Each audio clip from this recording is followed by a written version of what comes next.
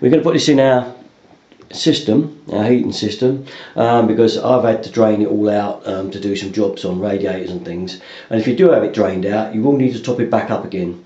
So I've got some Plum Shore central heating inhibitor. There's lots of different makes, Sentinel, there's Fernox, but I just happened to get this one, but they're all much the same.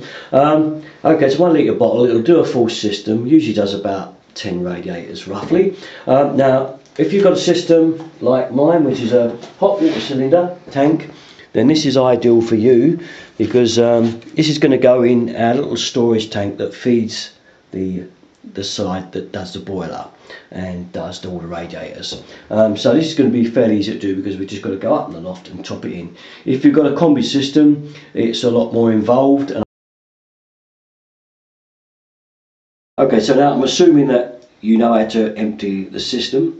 Alright, so turn your main water off, go to your drain off cot, which will be near a radiator somewhere on the bottom of the part of the system in your house somewhere. You've probably seen it but not really noticed it. Put a hose pipe on there, turn your mains off first, put a hose pipe on there, empty your system right out, open all the bleed valves on every single radiator and let the water all go. Give it a good hour to flush right out. When that's all done, shut the valves back off, shut every single bleed valve off, shut the drain valve back off that you've originally drained it from, so we're all back to square one. And now we've just got to tip this up into our main tank, which I'll do now. Okay guys, girls, we're up in the loft now, and here's our tank. As you can see, it's right fairly empty down to the line. That's because I've drained it all out. The system's all emptied.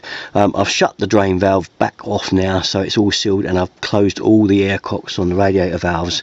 Make sure you do that first. Okay, and then we just get our stuff here and tip it straight in. Tip the whole lot in.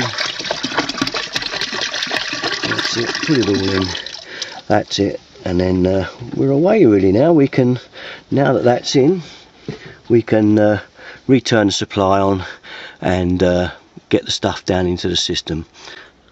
Okay, my wife has just reminded me that just to tell you really that it's the little tank, that little tiny one there you put the stuff into, and not the big one there. Okay, that's your main tank that fills your hot water cylinder and does all your hot water and cold water in the bathroom. Okay, not that big tank.